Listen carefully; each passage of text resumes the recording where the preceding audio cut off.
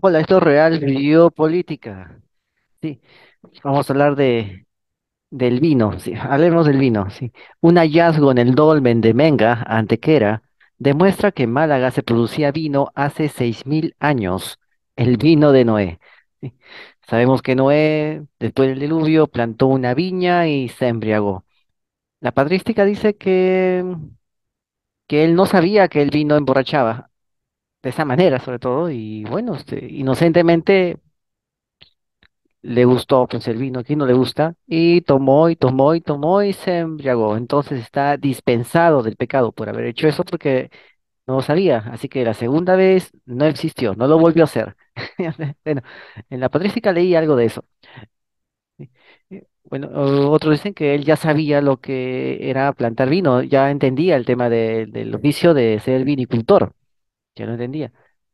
Otros dicen que no, que es la primera vez que le pasó eso, ¿no?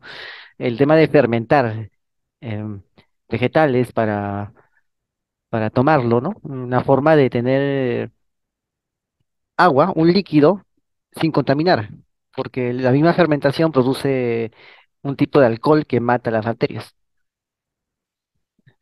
Sí, y por lo tanto se puede tomar, ¿no? En un mundo donde no existía atarjeas ni plantas de potabilización, pues eso era lo más razonable, ¿no? Solamente que a veces, como vemos en el caso de Noé, se pasaban a un exceso, sí, a un exceso. Por lo general, aquí en Perú se hace chicha de jora, y hay una chicha de jora suave para niños, que no tiene mucho alcohol, que no tiene casi nada de alcohol, pero es una chicha de jora suave, ¿no? Yo prefiero esa chicha para jora, para niños, prefiero esa chicha para niños, ¿verdad? ¿No? Y también hay esas bebidas, ¿no? Bebidas que no hacen daño porque no tienen alcohol.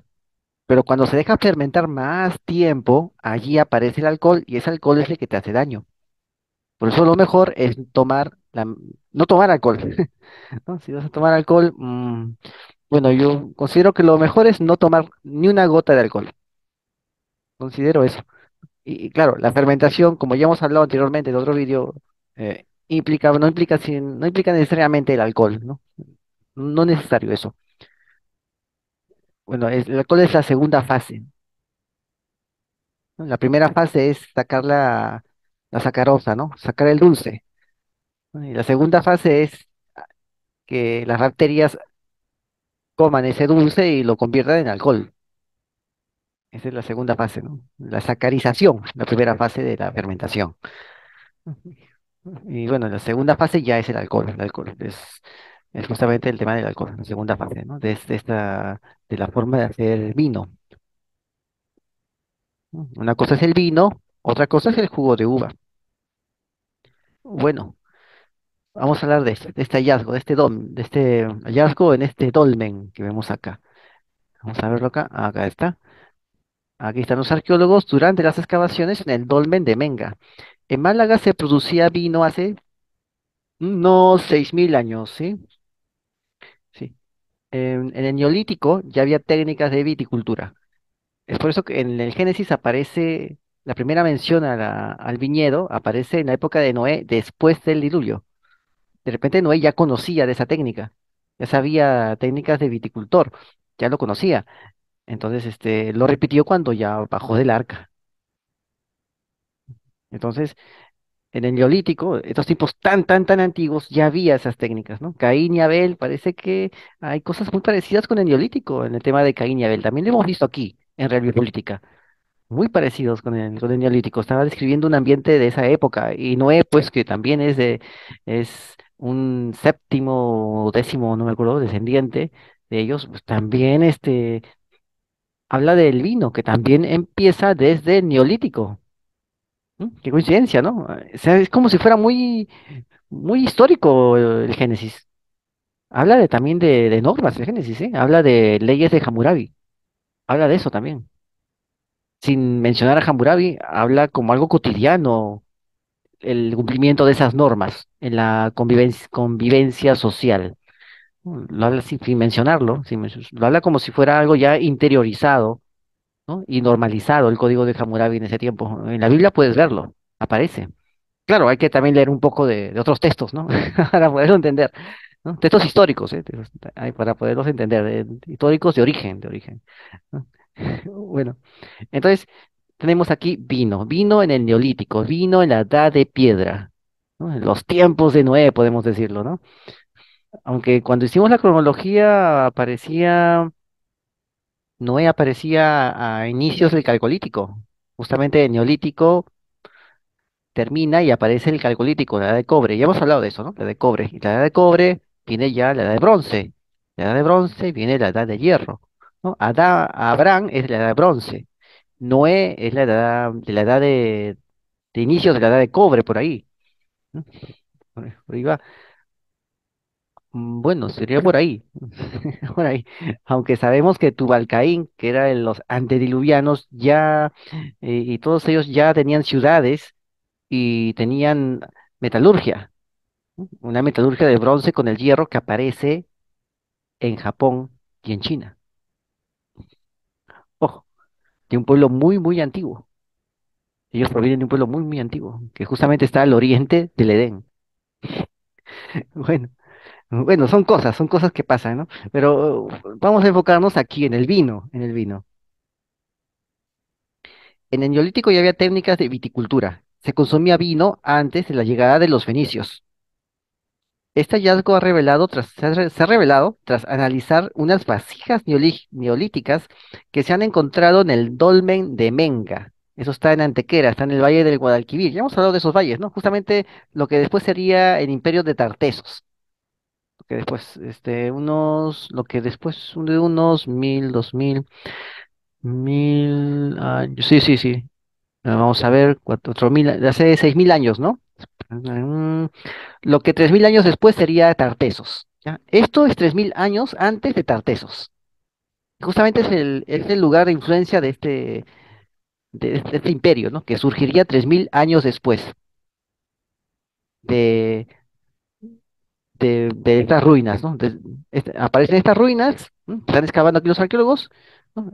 Están en su mejor momento, ¿no? Estas ruinas, y sucede que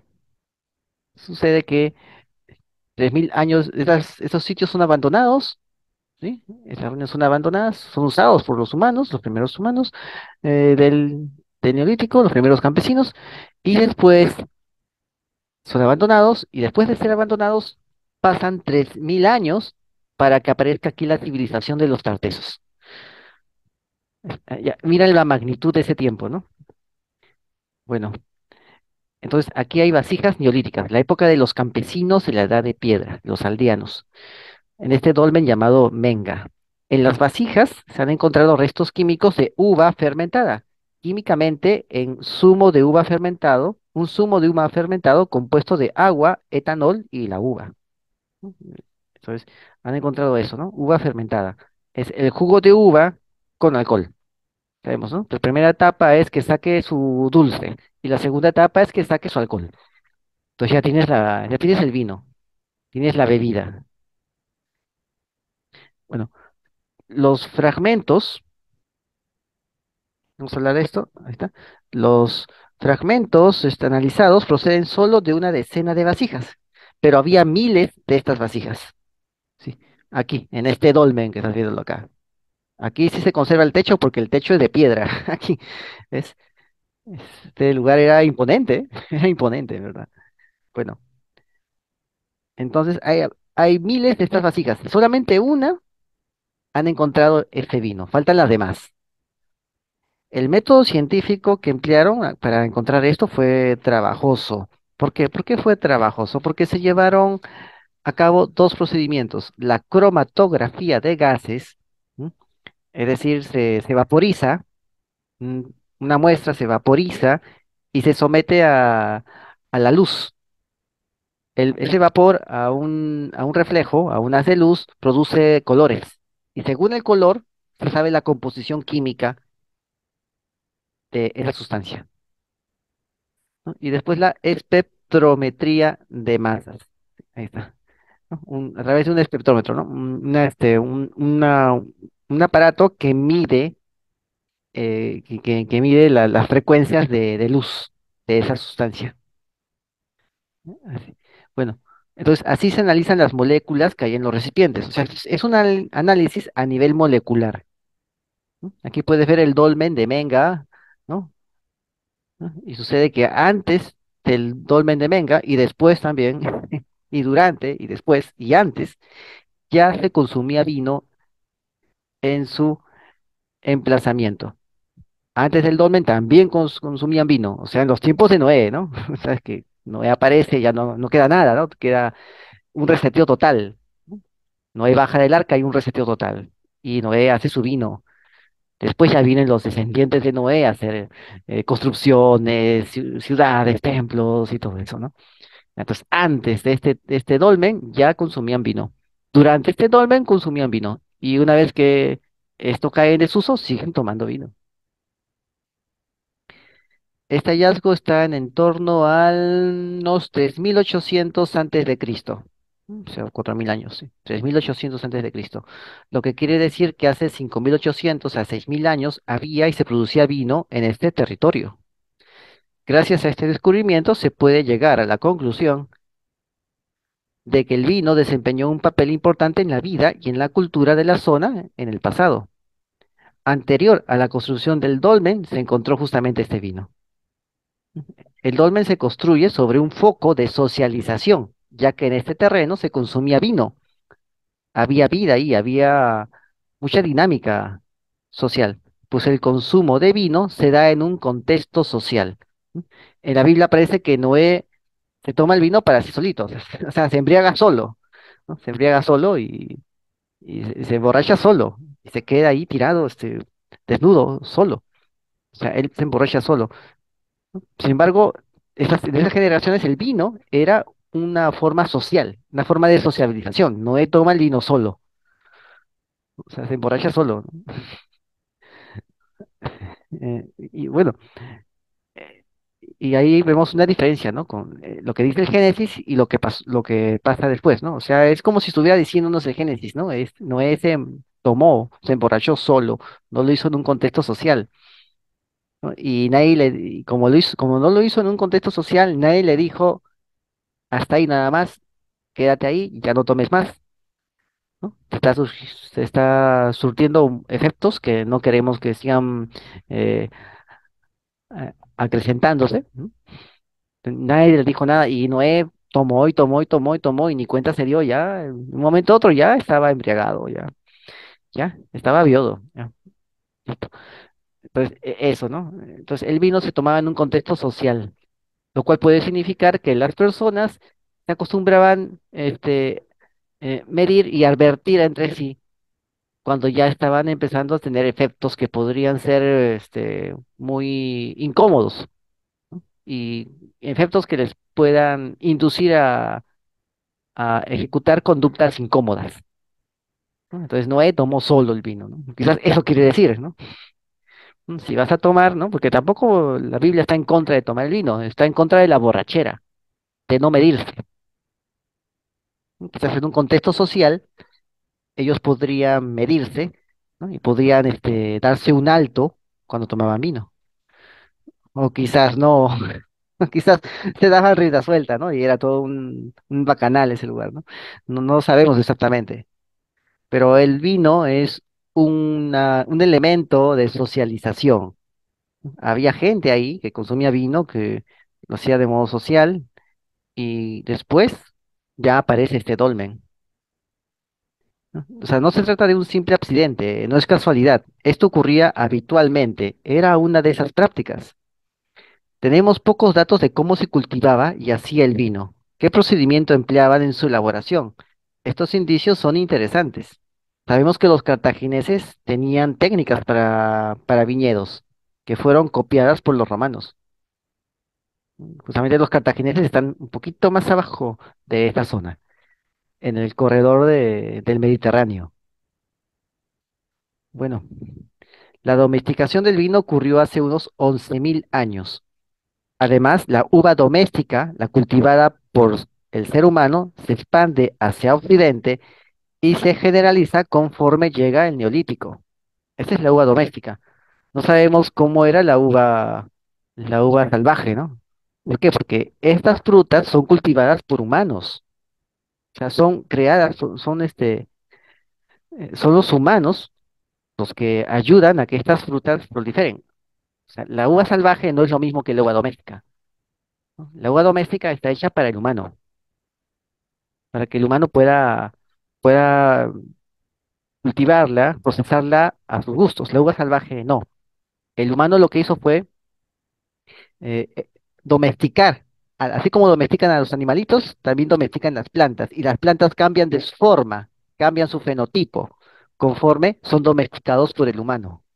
Los cereales actuales, bueno, los cereales de esta época que usaban los campesinos eran cereales domesticados, porque el cereal salvaje se caía antes de madurar. El cereal doméstico que cultivaban aquí las personas en el Neolítico era distinto.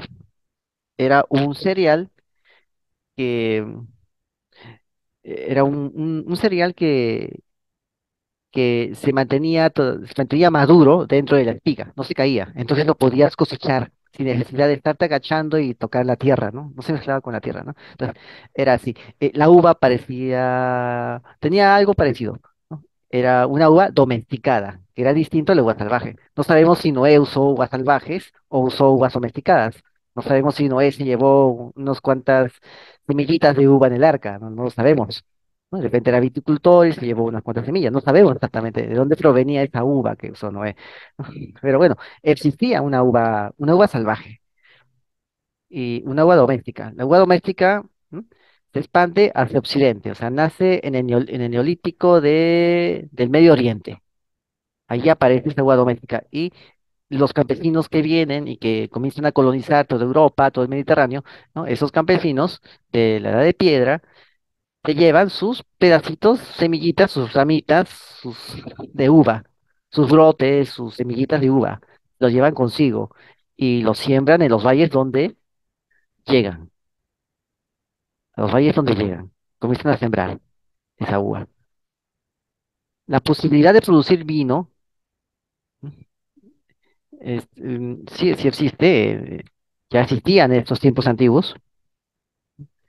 Acá está. Bueno, aquí está. Y bueno, eso significa que es tan antiguo como Noé. De repente Noé ya sabía cómo se hacían estas cosas. No sabía cómo se cultivaba el vino, cómo se producía, cómo se procesaba, ¿no? Cómo se cultivaba la uvita, qué cuidados necesitaba, cómo procesar la uvita, cómo cosechar la uvita, cómo procesarla para la sacarización, ¿no?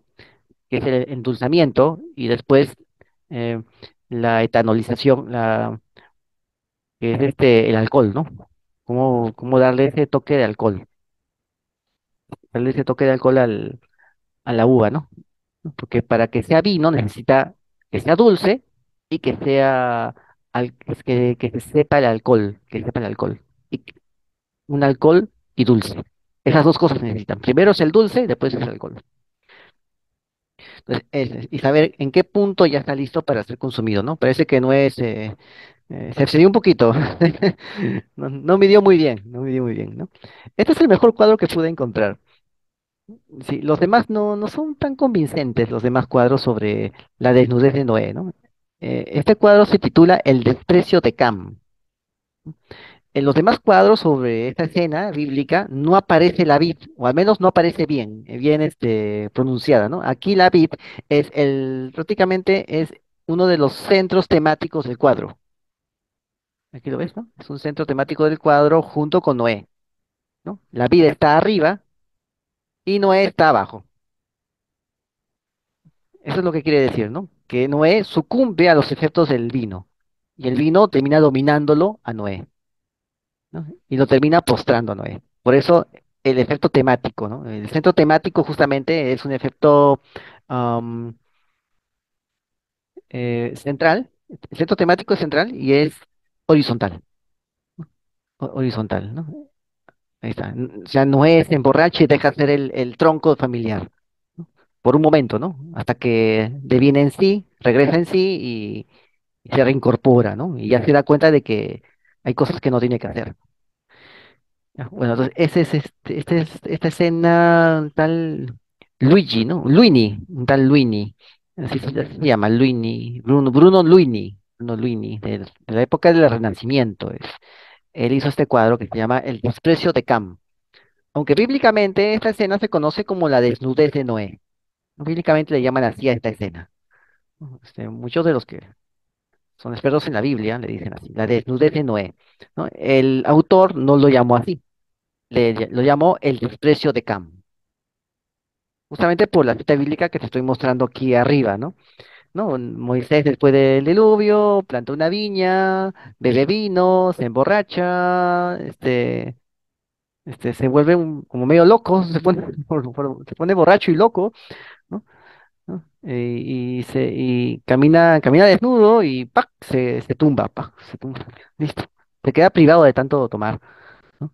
Porque él toma solo, no hay nadie que le diga, ya, hasta ahí nomás, no sigas, ¿no? Sino que él le gustó y siguió y siguió y siguió, siguió, siguió y lo, los efectos lo dominaron, tomaron el control de él, ¿no?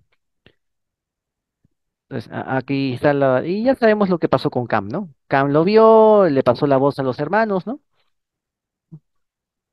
Y bueno, ya lo demás ya es historia conocida, ¿no? Y después la maldición, ¿no? La maldición de Cam, ¿no?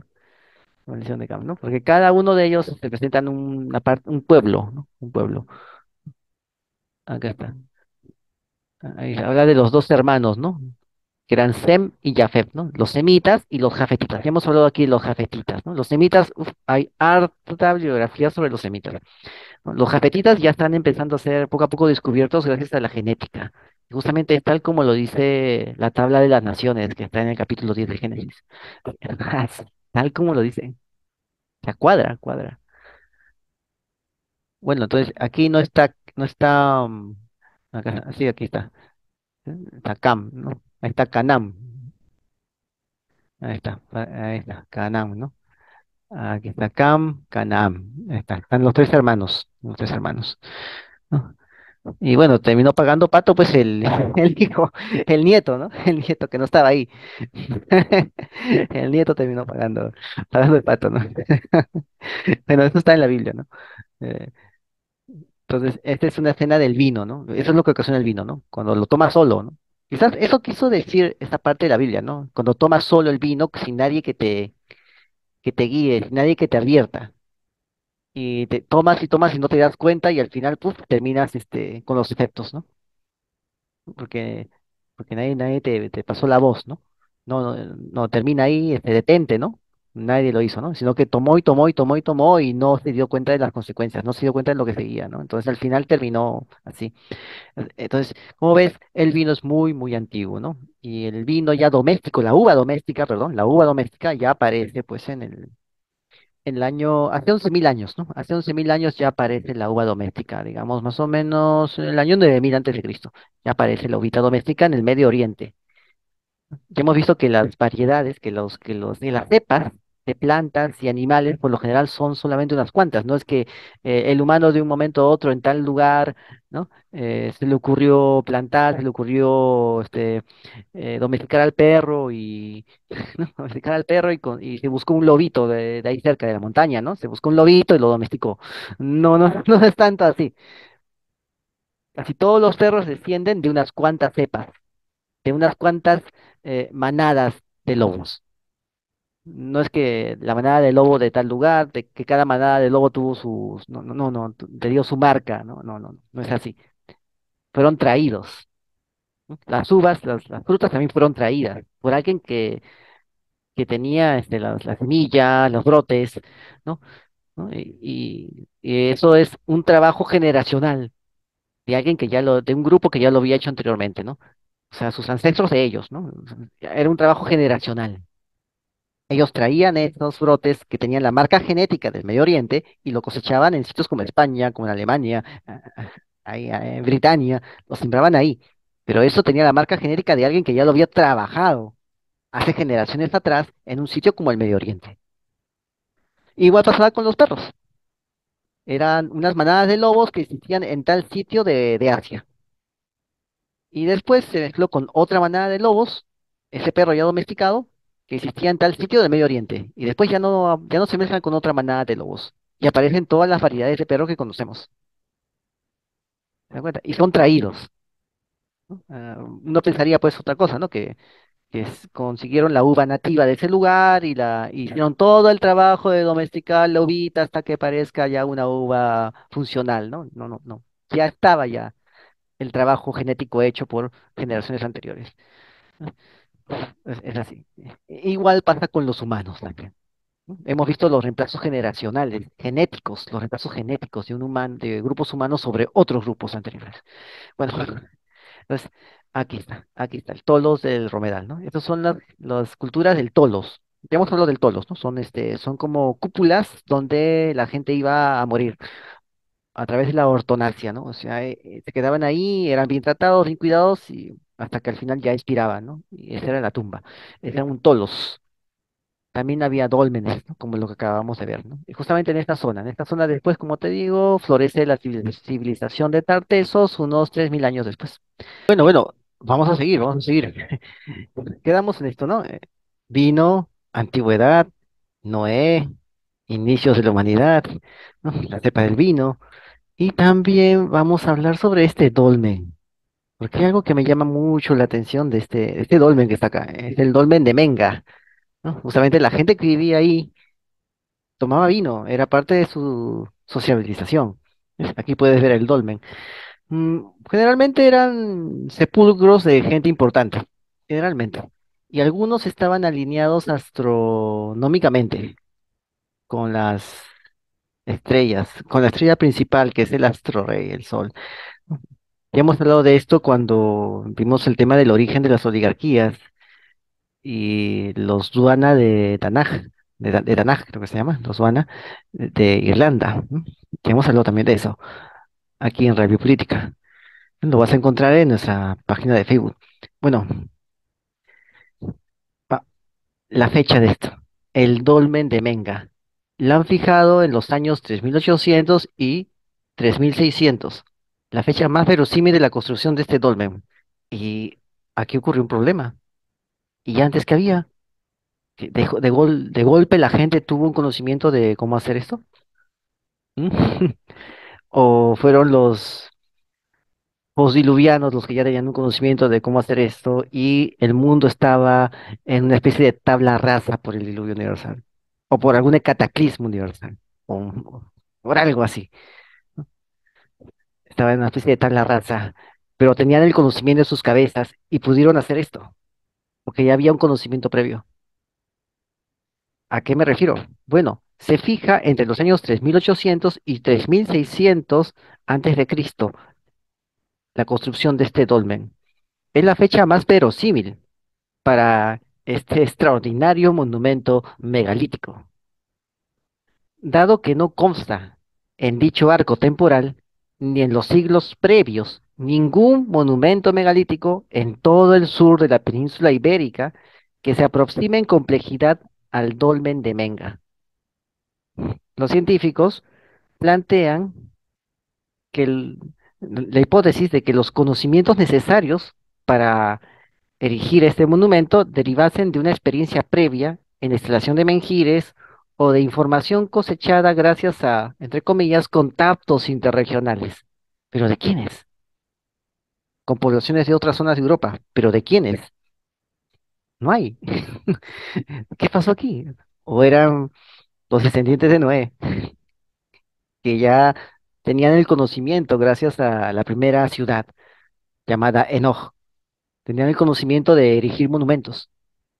Sabemos que Caín tuvo un hijo llamado Enoch, que no es el patriarca, sino otro, y él funda la primera ciudad con el nombre de su hijo. La ciudad se llama Enoch. No sabemos dónde quedará, o si solamente es una leyenda. Bueno, muchas de las cosas de la Biblia no son leyenda, ¿eh? Ya lo hemos visto acá. Leyenda no hay. Encontrar un anillo que dice Pilatos en la casa de Herodes, no es para decir que eso fue una leyenda, ¿no? Y se ha encontrado el anillo. Bueno. Ese es uno de los primeros videos de Real Biopolítica, me acuerdo.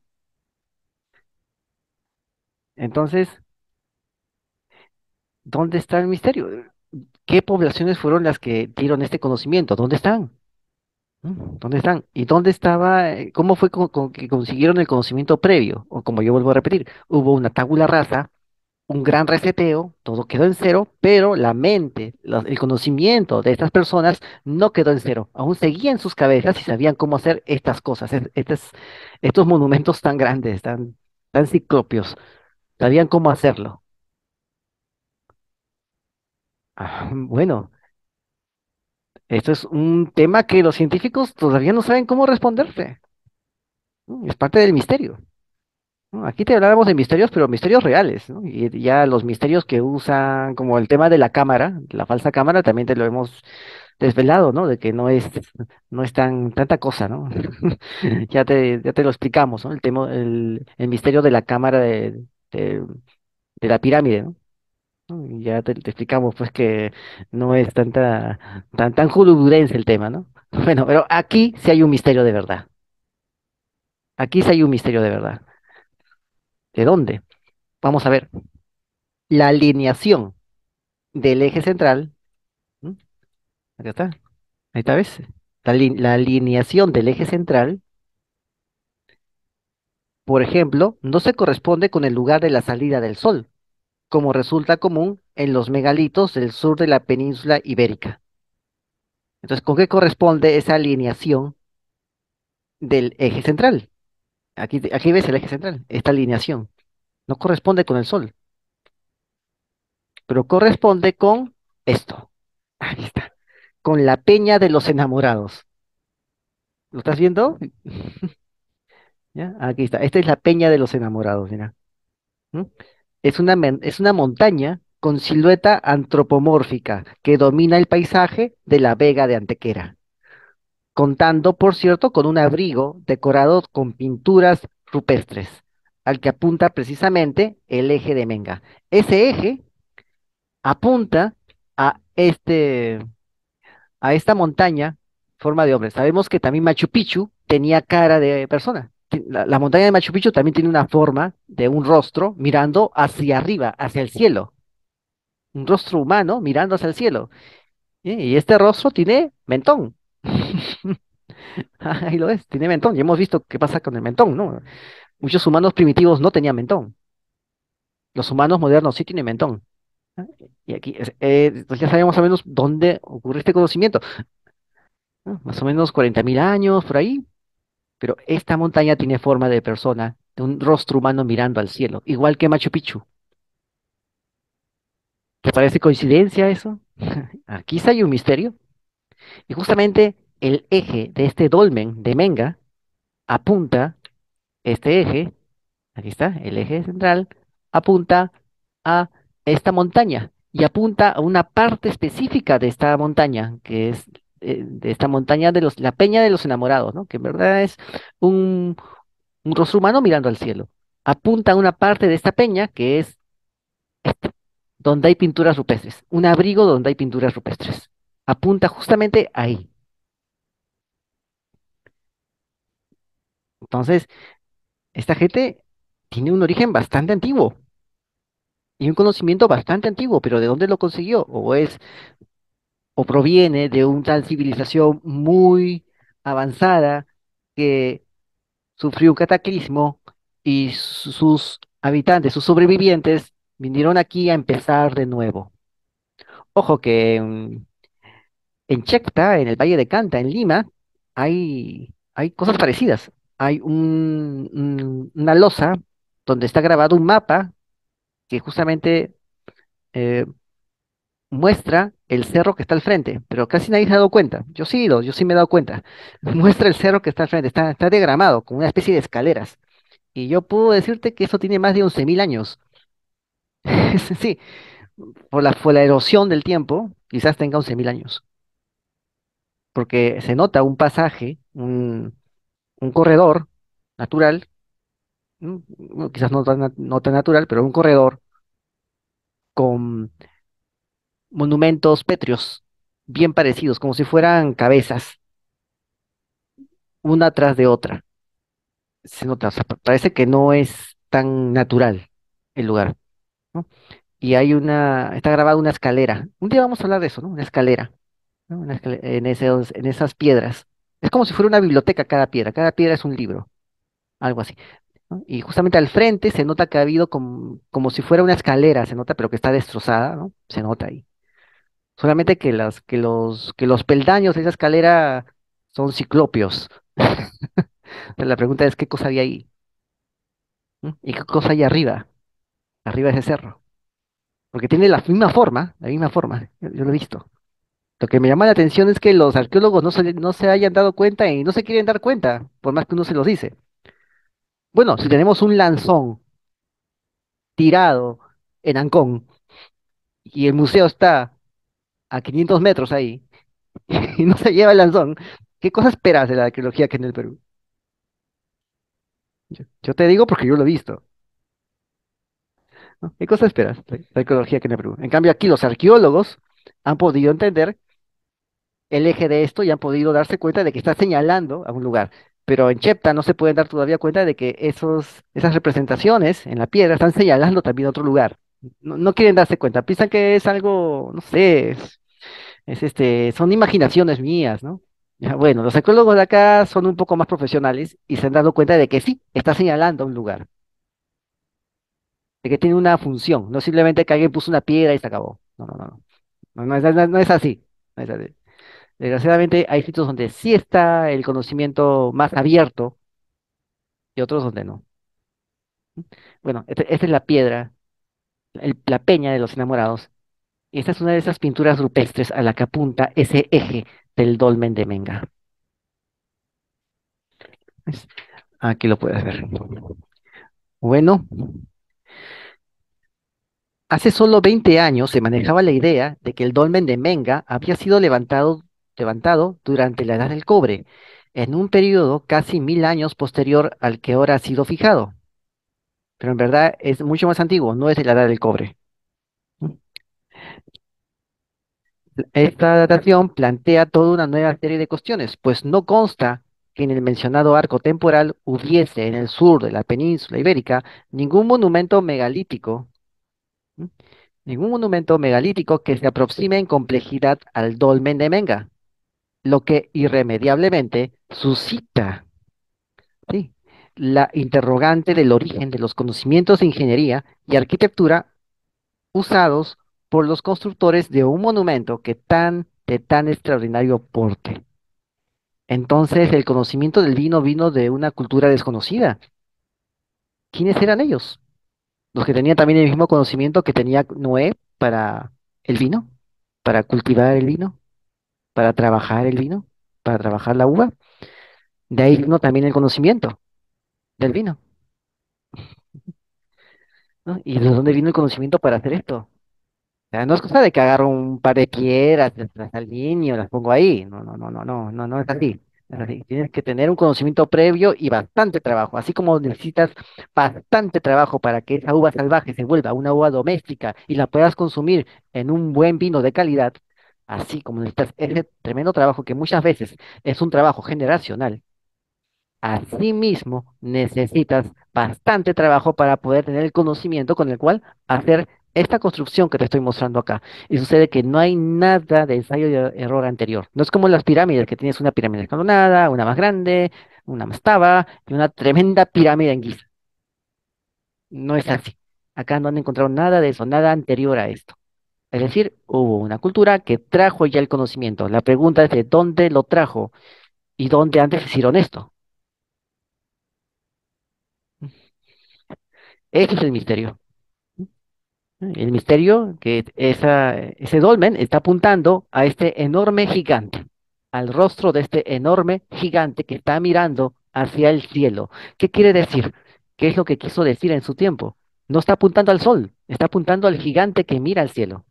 O sea, este gigante es un intermediario entre el cielo y el dolmen. El dolmen no mira directamente al cielo, como hemos visto en otras construcciones aquí en Radio Política, sino que mira aquí, a este gigante, que es el que mira al cielo por el dolmen. ¿Qué nos habrán querido decir? ¿Qué significará esta, toda esta, cómo se interpretará? todas estas construcciones, todas este arte rupestre, ¿no? Este arte megalítico, el arte rupestre, esta construcción natural, esta peña natural, ¿no? Si es que lo es, ¿cómo se interpretará? ¿Cuál será la pieza del puzzle para poder entender todo este significado? Todavía falta. Y cuando aparezca, te lo diremos aquí en Real Biopolítica. Sí. Así que suscríbete, comenta y comparte, hazlo viral y no te olvides. La verdad está a la vista. Saludos.